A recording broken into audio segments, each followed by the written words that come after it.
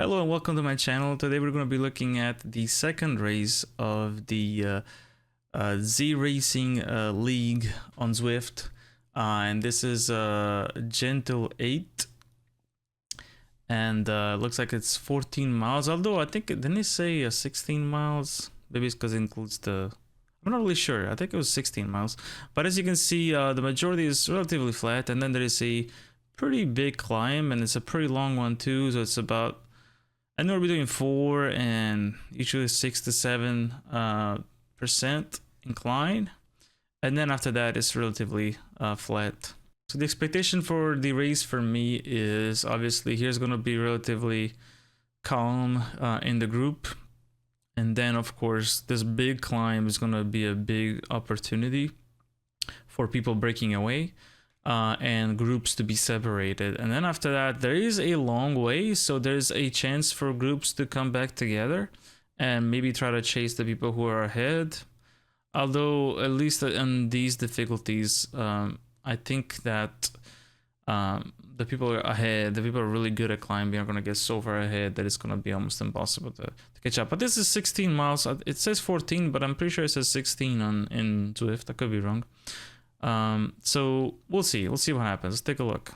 So here I'm competing in the category 210 to 330, and I am at 224 racing score, I believe. And there is how many people? I think there's like 27. I could be wrong. I didn't check. There's a few people. It's not the smallest, not the biggest group I've been in. And we start off with not really a big sprint, a relatively calm, as I was expecting until the big climb. So this is where the first sprint section is, and somebody starts going for a breakaway. Guy's going for a sprint. Not happen. Nah, don't go, bro. Don't go. Don't go, please. I was already at my limit, to be honest, in terms of like long-term pace, so I was not hoping for trying to catch up with people. So yeah, at this point I'm pushing relatively hard for my pace, and so my hope is that they're not gonna break apart, because I need to use draft as much as possible to gain as much time as possible.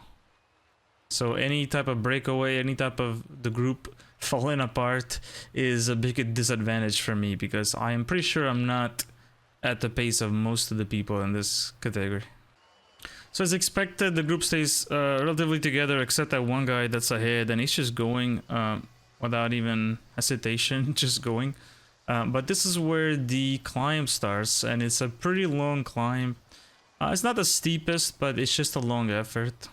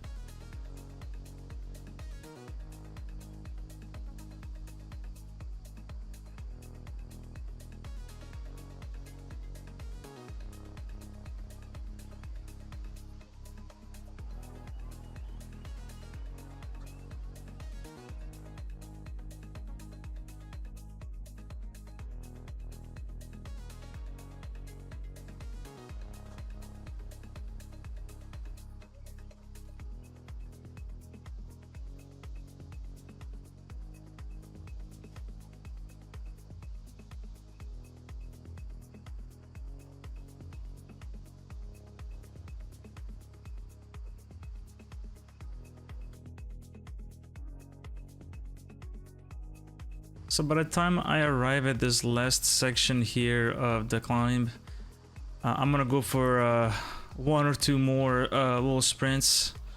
And I admit, I think this was a big mistake, pushing so hard here on this climb. I know it was a very crucial moment of the race, but I think I gave it a little bit too much, and basically just end up basically just getting too burnt out and not able to continue pushing at a decent pace. So yeah, I'm pushing up here, but as soon as I am done with this mini sprint, unfortunately they catch up with me, and I'm not really able to sustain the amount of power to keep up with them. So I'm not really sure. I think I give a little bit too much. I think I should have probably tried to contain a little bit more. As you can see, they're gonna catch up with me, and then they get past me, and once they're past me, I'm just done. So at this point, I'm just gonna try to stay close if I can. Maybe there's an opportunity, but I mean, the people behind are also apart from each other, so there's not too much of a threat in terms of like a group coming up. So I'm just gonna try to manage the pace, is what I was thinking at that time. When I got up this climb and I got up again, I was thinking, I have nothing left. I literally cannot sit down. I just have to stand up. There's nothing else I can do. Yes, I sit down for a second, and I'm like, I need to get up again. I can't push this last part without getting up again. And so I'm gonna get up again. And it's also very important to try to get some speed on the top of the climb, so that you can gain some speed going downhill. And I noticed that May behind me actually gets the polka dot shirt, and I'm like, how is this happening? How is 7th place getting the polka dot shirt? So that's where I started thinking, okay, maybe I should wait for them. Not really like slow down too much, but maybe wait and see if they catch up with me, and maybe I can draft behind them, because I mean, it seems like they're pretty fast. At this point, they catch up with me. I'm just gonna sit behind them as much as I can. That's my thinking. It's just sit behind and just get draft. They're clearly going at a faster pace than me. 3 watt per kilo. I can't really sustain that. But I should be able to sit behind and draft. So on the second climb is where I use my feather.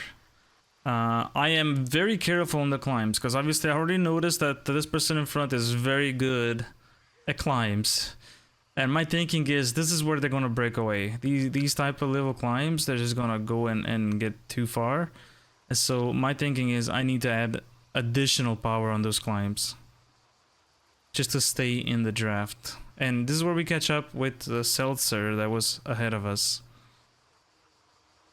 And I am able to stick close, fortunately.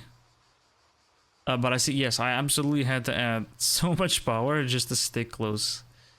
As you can see, every time there's a climb, I am just adding more power, because I know that that is a dangerous spot for me if I want to stay in draft. In fact, Seltzer does drop back, but he's got the power to be able to come back with the group. Well, with the two of us. I don't think I would have been able to do that. So for me, it was critical that I would stay in draft. Help me out, man. Help me out. Please. Please, Seltzer, please. There are multiple situations where I just could not keep up with May in front of me, and I was just begging Seltzer to just get ahead of me and try to at least give me a little bit of draft. It worked out sometimes, but a lot of the times I just had to add more power. It sucked very much, but sometimes that's how it is. I mean, it's a race, it's competitive, and you just gotta give it everything. I'm keeping the feather for the end for sprint. If it wasn't for Seltzer, I wouldn't do a sprint, because May absolutely dragged me through half of the route. So I would definitely let May win, but I know Seltzer's gonna go for it. So I just have to go for it.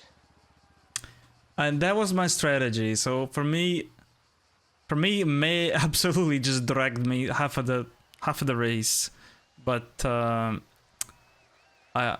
mean, it's a race, and I feel like Seltzer's gonna go for a push at the end, and so about 20 to 30 seconds.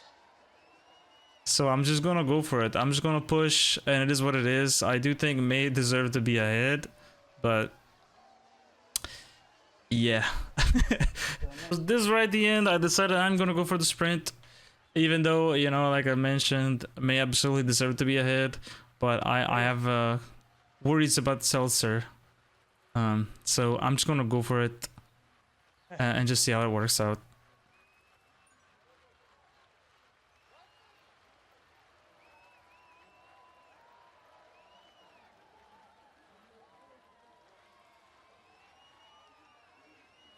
As you can see, Seltzer did add some power as well, and May, of course. Seltzer ends up stopping. I'm not sure if it's because just couldn't do it anymore. Not really sure. But I am ahead by quite a bit. I'm gonna keep going until the end. And they're pretty close to each other, so maybe it was a good idea. I'm not really sure.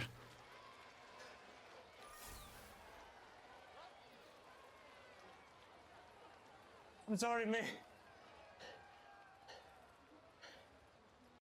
So that was the end of that race. I ended up 5th place in this category. I mean, I was 224 racing in the 210 to 330, so my expectation was not very high. I think 5th is really good. I do think I deserve to be probably 7th. I mean, I got dragged, like I mentioned, and I don't think I would have caught up with Seltzer. I don't know about the people behind. I'm not really sure, but I ended up with the lowest watt per kilo of everybody until 9th place. Okay, that's not terrible, I guess. But yeah, the lowest at 2.49, just about 2.5. I had the second best, actually no, yes.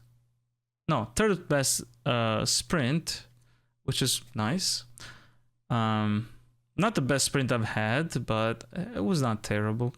I mean, of course, I was pretty tired at that point. I was very lucky to sit behind draft. But yeah.